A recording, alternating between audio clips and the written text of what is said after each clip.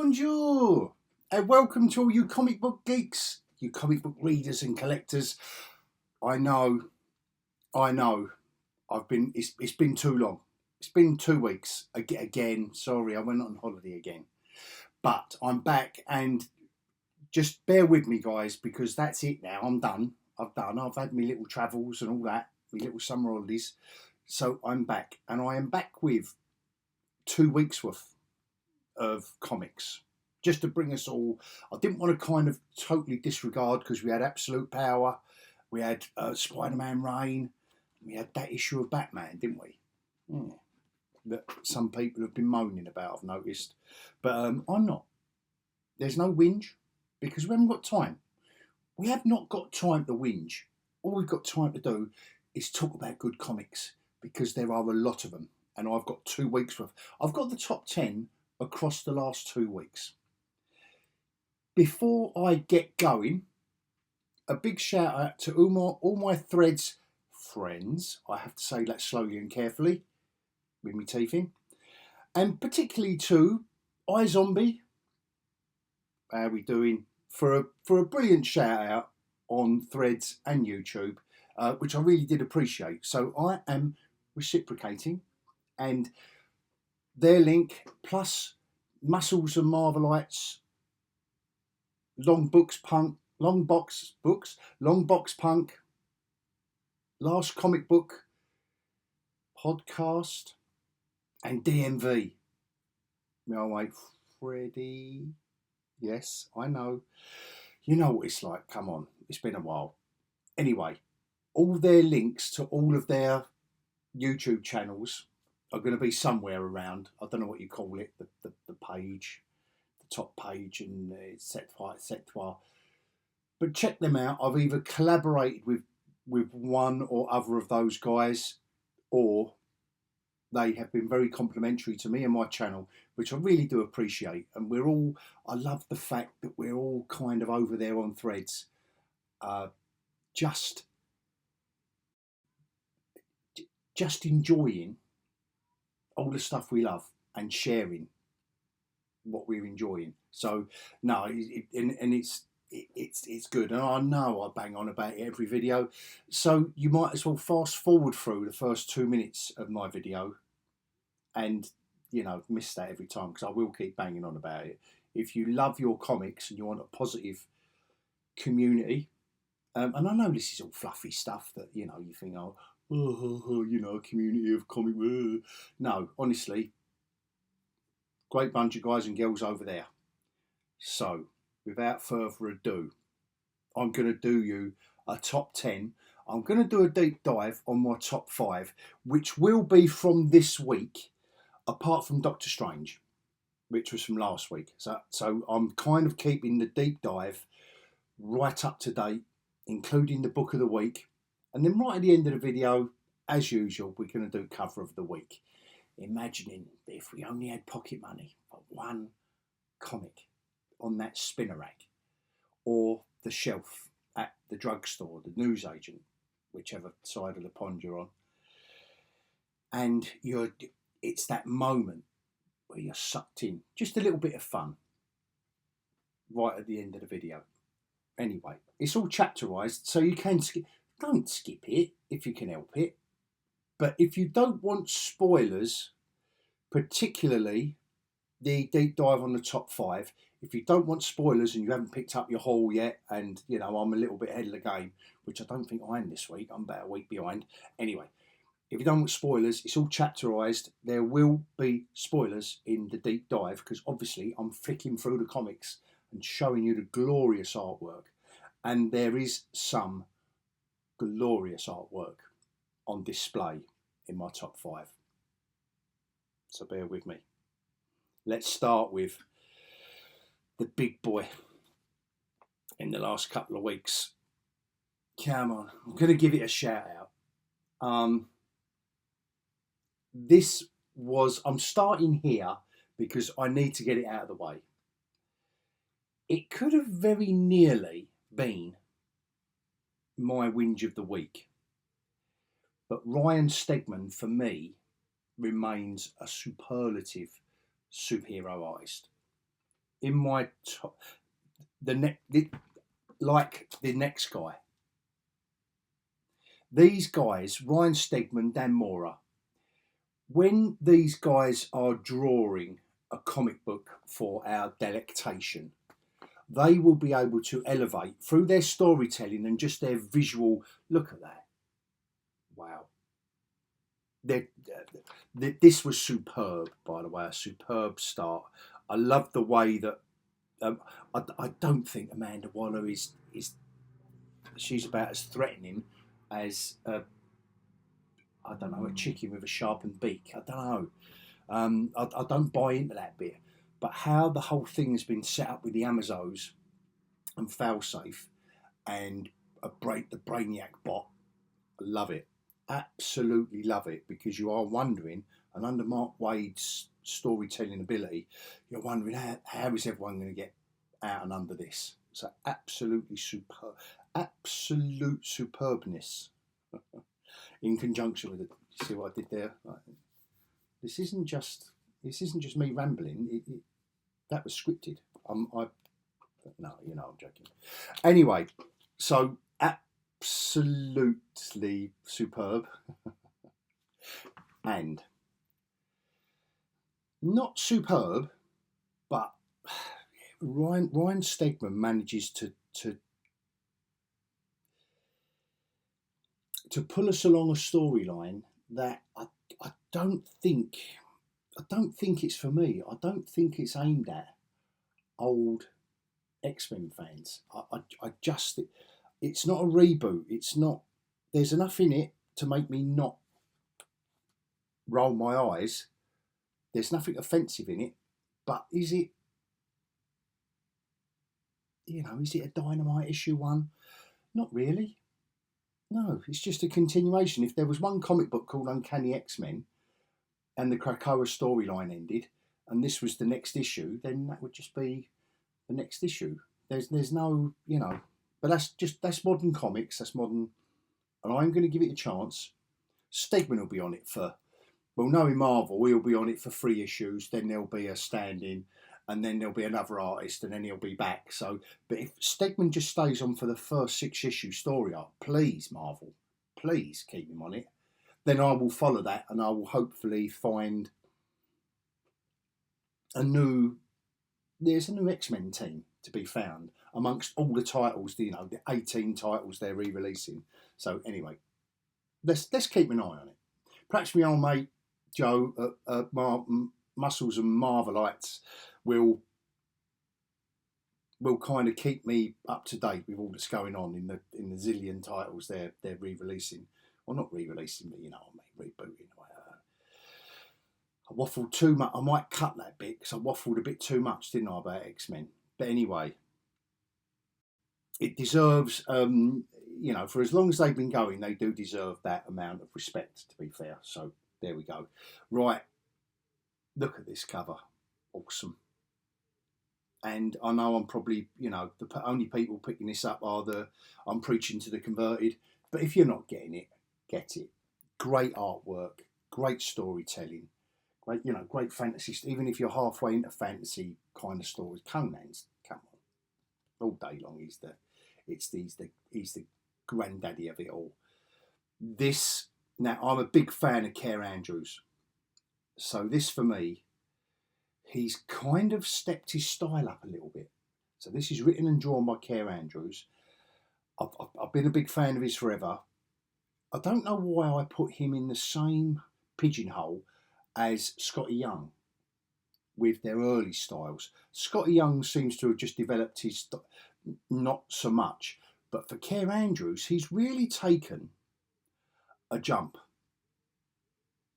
with his storytelling style, with his art style in this, and I enjoyed it. It's a slow burn. They can't keep that at that pace throughout the next couple of issues, but they ramp it up a bit, then, And this little beauty, now, this is almost like, it felt to me like the handover issue. And obviously Chip Zdarsky, I think he has been polarising opinion with his run on Batman. I really do think he has. There's a lot of people. I enjoyed Failsafe. This issue is almost like an issue because he doesn't appear in it much, and it's like a story where he doesn't. It's a story about other characters, and he's just the bit at the end that adds the twist to the story. But I really did enjoy it, and I think we needed it. It's an absolute power tie-in, it says, but the tie-in is a silly 6-pager at the end. The main story isn't.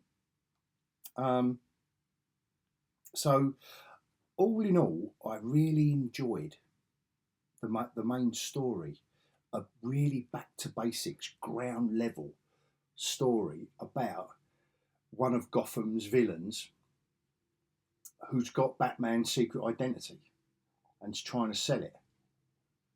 And yeah, that could have gone on for that could have been a 6-issue story arc. What I really enjoyed is how they got it done in one issue. I know this is like, I think this might be an oversized issue. Is it double? Feels $6. Yeah, that's probably, yeah, it's a double. It was pitched at just the right length, because you're into the first few pages and you know this is going to be a grand level Batman story where he isn't in it much. Particularly if you follow Batman, you know where it's going. Nevertheless, a well told, satisfying story. So that's 5 from last week and 1 from this week. I think was it X-Men this week? Anyway, it's a 2-week kind of bundle here. Right, Savage Sword up next. This is my top 5, guys, which I'll do a deep dive on after the scroll. So here we go. Finally, Titan gets it right with this magazine. Black and white. They get the printing right. They get the mix right. Yeah, they did it. Carey Nord's artwork on Conan. We've always got to have a look at, haven't we? But they finally, for the first 2 issues were so, well, first issue was shocking. Second issue was very, yeah. It's just been that they finally got it on the 3rd issue. So thank God for that, because I've been a big fan of the revamped comic that Titan doing. The comic has been top notch consistently all the way through. The magazine just hit the ground, arse up in the air for some reason. Don't know why. Don't know how that happened, because they're a professional outfit, and it hasn't been working. Issue 3 does work. We'll have a look. Doctor Strange, Jed MacKay. Now, I'm not his biggest fan, Jed MacKay, but him and Pasquale Ferry on this. Let's have a look at it. He's got in. They have both got into the groove now, and it is what I lament about so much, which is consistency of writer and artist. And when you have the two working together on a regular basis, they work magic, and they are on that. But just see what I did there. They work, writer and artist work magic. Doctor Strange. I'm on fire today, guys, aren't I? I'm on fire, and so is this character. See what I did there? This character's on radioactive fire. A post-apocalyptic tale of like a western. It's just, that's all it is. It's a post-apocalyptic western, but nevertheless, all these Ghost Machine titles, awesome. And they continue. Got to show you some of the Gary Frank artwork in that. And again, I think I did do issue 1 of this. This was in my top 5. But again, I've got to show you guys just how gorgeous a comic this is. And what a gorgeous cover. It won't be in cover of the week, because this isn't what cover of the week is about. Cover of the week is about action and what makes you want to buy a comic. This, we're already invested by issue 3. Like, this isn't going to make me buy issue 3 of this comic and go, ooh, I wonder what went on in issue 2 and 1. No, but beautiful comic nonetheless. And book of the week, and we are going to have a look at it, guys. This bad boy. This is the darkest comic. This is the darkest story I have read in a long, long while. And I'm thoroughly enjoying it. It literally gives you the creeps. It literally, as you're reading it, I'm thinking, there's no way they're doing that. And they are. And they go there. And it isn't in a, it's not done in an overtly horrific, like they're not glorifying violence. They're not, Philip Kennedy Johnson is doing it in such a way, in such a clever way, that he's reeling us in with each issue. And issue 3, wow, where a lot of the strands are all coming together, and what's gone on in his past, what's going on in the main character's head. Love it. So, if I have intrigued you, like, really, that's the top 10, my top 10 in the past 2 weeks. You haven't got to go any further. But if I've intrigued you with my top 5, then after the scroll, please join me for my deep dive.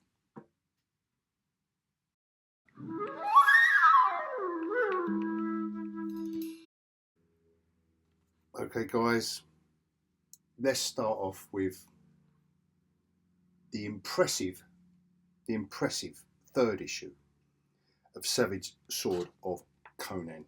And finally, the guys over there, and I know I moaned about issue 1 and 2 for different reasons.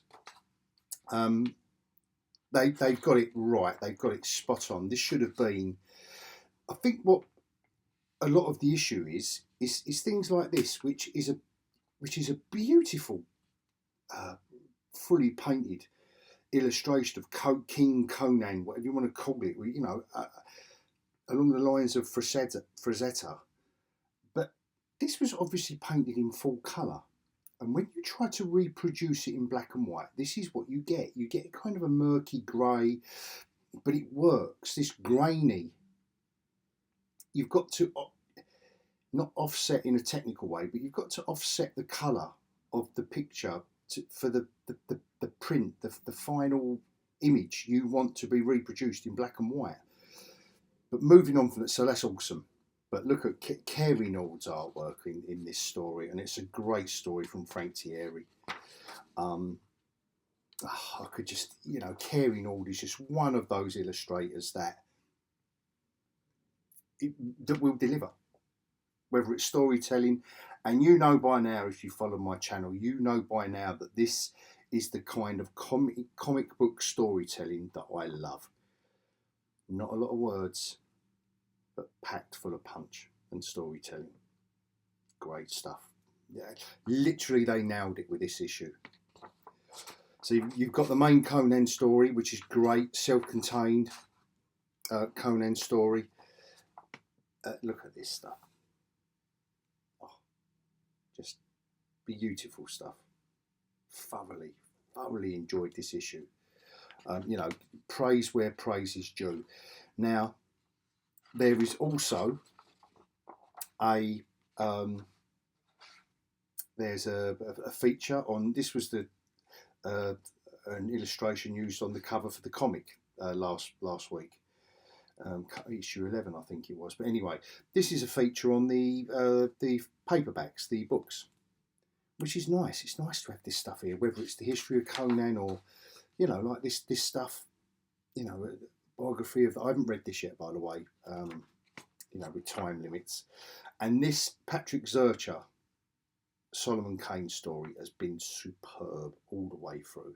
So this is the conclusion to the 3-parter, and nailed it. Patrick Zurcher nailed it. It's exactly what you want in a Solomon Kane story. It is absolutely pitched perfectly for me. And then we've got another,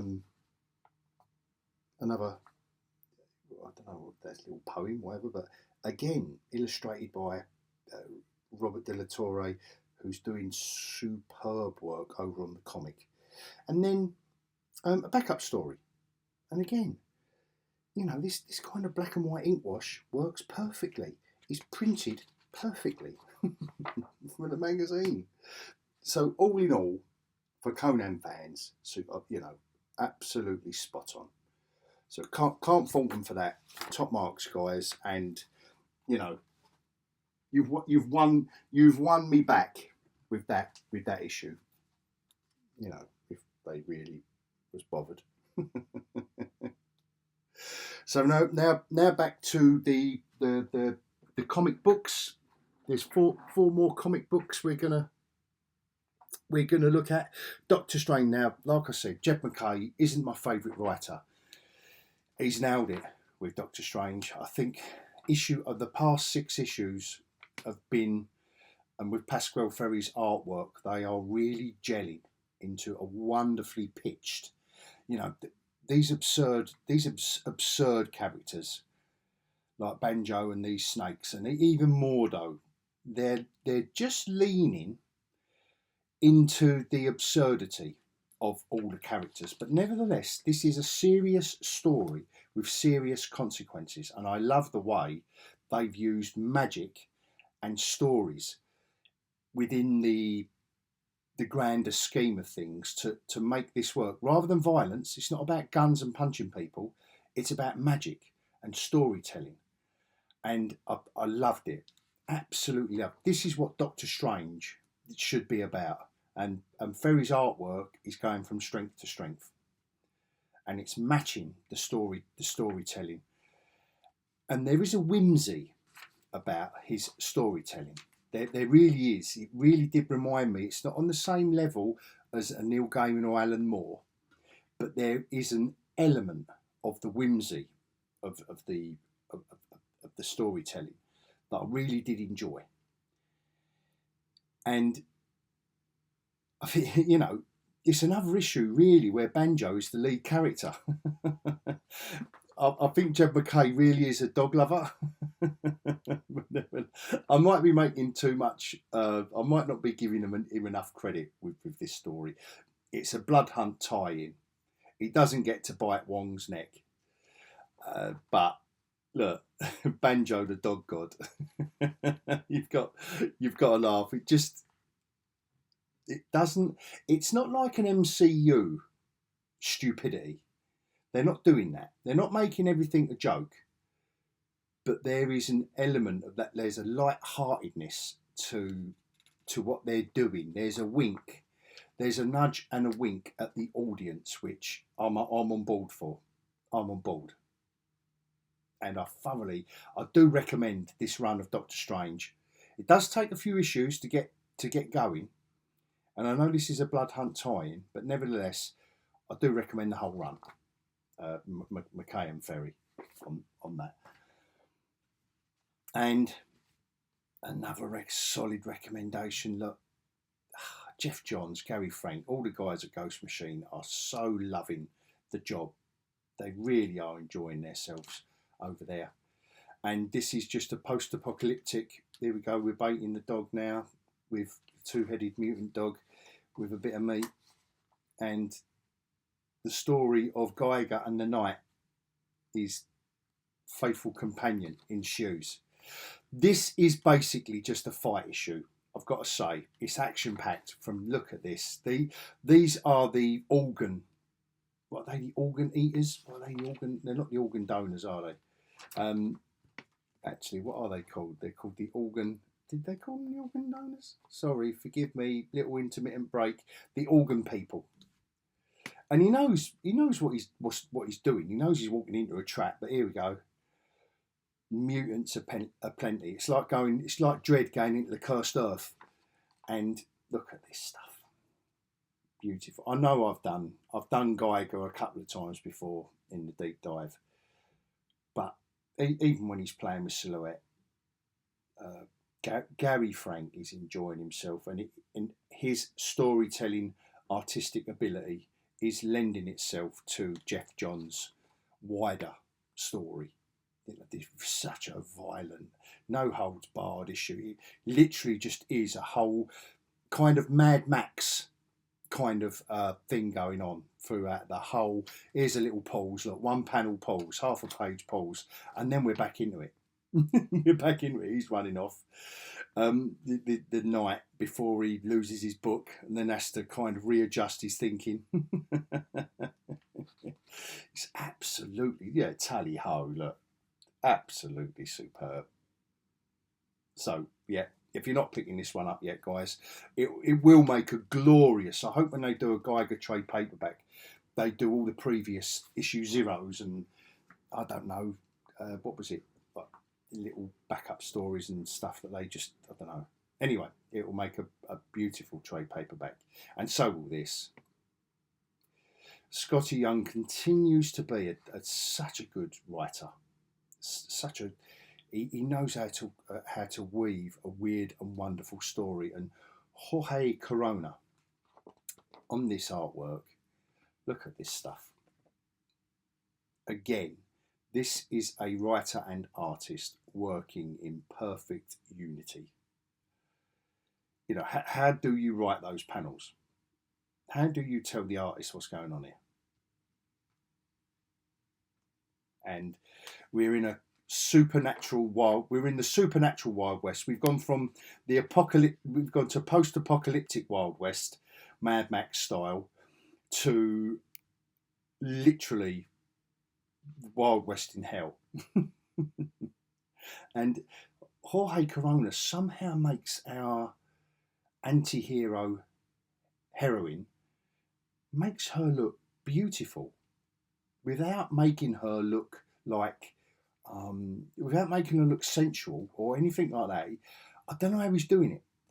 And you know, the villain of the piece, these characters in this hellscape she's in, just the hair, just love it. I don't know why I get tank girl vibes from this particularly her character, and it's got nothing to do with Australia. There's no kangaroos in it, and she hasn't got a bald head. She's got a beautiful head of hair. But I know it's post-apocalyptic, I'm getting those tank girl vibes with this comic, and there's nothing wrong with that. There is nothing wrong with that, except that this is probably, you know, 10 times more serious than Tank Girl. You know, there's no tongue in cheek here. This is played really, really straight, as you can see here, where she's gambling it all, you know, to get what she wants. So again, it's that perfect combination of a great writer and a great artist with storytelling ability. And I will say it again and again and again. It's panels like this. Whether it's a pause, sometimes you only need a word, or maybe one thought balloon, or a ... Sometimes you need that, but more often than not, this is what, you know, come on, let the pictures do the talking. In a film, you know, unless you're Quentin Tarantino and you have to be talking and talking and talking and talking and talking and talking and talking all the time. You know, the best films have limited dialogue, and this is one of those times. Love it. Love it. Issue 3 of that. So you're halfway through to your trade paperback, but this bad boy. Right, guys, get ready. Get ready for the nightmare that is Crocodile Black. And it's the story of a young boy with his own problems.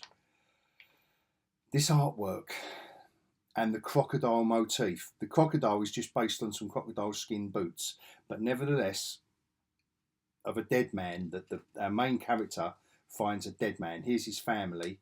He's left home. He's had a row with his dad in the first issue, whatever he is, and here he is. He's got mental health issues. He's left home. He's run away from home without his tablets. And that is where the darkness ensues. He's getting sucked in. He's getting sucked into an underbelly in his town, in his local town. He's getting sucked in. And here he's the ghost of, so he's without his meds. Look at this stuff. So, you know, how they bring in the crocodile motif, I absolutely adore. And the way the voices change, the voices in his head change, how his point of view changes, his visuals change, and the ghost of his dead brother. I love what they do. Look, you all right? You know, what's going on? You good? This is what he sees in his head. And guys, it is dark. Honestly, it's dark. And again, without being overtly, like grossly violent. And here's the dead dude he found and whose boots he's taken. But there's certain stuff that's in his head. You know, he's trying to find his next diary. And I don't know, it's not there, is it? But in his head, look, in his head, yeah, he's found his diary. I don't know how I missed it. It's gloriously ultra violent, and I'll stop it there, because beyond that, it gets. This is like, and there's bits how it's rendered. Philip Kennedy Johnson obviously is weaving a beautifully dark tale here. Great artwork. He isn't an artist I've heard of before. Som, yeah, illustrated by Som. So coloured by Patricio Del Peche. Those two together in conjunction, yeah, again, it is spot on, guys. If you're not getting this, just get it. It is wonderfully. I'll go on. I'll turn the page on some more darkness. You know, he's the ghost of his baby brother, and you know, the crocodile talking to him. It's called Crocodile Black. It's based on the boots, and there's a twist at the ending that ties it all in. And we're only 3 issues in, so Philip Kennedy Johnson, top marks, mate. And that is my book of the week, with 100% one of the darkest comics. And I've read a good few over the years. But for cover of the week, it's not going to do it, guys, is it? I mean, will Geiger do it? I mean, that's action-packed. That is zombie apocalypse. It's a bit Frazetta. We've cut, instead of Conan atop, you know, it's very, you know, of a style and design. Absolute power with every DC character. It's going to be a winner, isn't it? Really, I don't know what they're doing with Waller. I don't know what they're trying to make. Trying to make her look like Beyonce, or what? I don't know what they're trying to do. Trying to modernise her, make her look younger. I don't know. I don't buy the whole Waller thing. The shtick doesn't make sense at all. Is that Steggers? Whoever done that cover, obviously all the X-Men, all the DC, all the X-Men, Marvel. I still think that's a wonderful illustration. Sometimes the simplest thing. You know, it's got those Mike Mignola vibes, as in heavy use of blacks. Care Andrews that's a different kind of Spider-Man cover, isn't it? That's a mixture of Batman and Daredevil, with a little bit of Spider-Man thrown in. And look at we do like a bit of cape work, don't we? We do like a bit of mean and moody Batman. Love it. You know, lighting from the bottom. You know, God, Batman on a gargoyle. It's going to work. Jorge Jimenez. I'm going to throw this one in because it's pure Hulk, and I was wondering what all this is. So you're going to wonder, haven't you? And John Romita Jr. with Bullseye. Come on. But those two straight away are a bit static, guys. So they've got to go. And the same with these two. Static. There's nothing going on in any of these, to be fair. Nothing. And I think that's action-packed. It's action-packed. That every DC character going, every X-Men character going. But I've got to narrow it down to these two, only because it's issue 1 of X-Men. So you are going to be, you know, if you've never picked up an X-Men comic before, I think there's a lot going on in this kind of molten lava, you know, magic with a sword. There's another sword, but there's a lot going on here. There is a lot going on. So I don't think this is going to be one of those halcyon weeks that we look back on and say, oh my God, how did you choose a cover of the week? I really don't, because I think a lot of them are just static illustrations that they've lost their way. as, you know, they haven't got to sell a comic book on a rack or a, you know, spinner rack or a shelf. But anyway, I'm gonna go with Geiger just because it's action packed. It really is. I think it's well rendered. I think it builds and builds. I think design wise it's spot on, and it's a great story inside. You know, look at someone's goggle as he's whacked them. Look, the goggles flying off and the machete flying off in the air. The knight attacking more, you know, what you would think of zombies. Look, because they got their, or mutants, you know, their ears, no hair, axes, more goggle. Yeah, that's my cover of the week, guys. I hope you've enjoyed that. I will stop it there because I do get the feeling I may have waffled on a bit, but there was 2 weeks to squeeze in. So I will be back to regular weekly reviews. Thank you so much if you bared with me all the way through. And thanks again if you are subscribing, liking, commenting. Thank you so much, because it can be a lonely little world, can't it, collecting comics? So I do thank you all if you're getting involved, and especially if you're over on Threads, my friends. I will see you all soon. Thank you very much. Until next time, adios.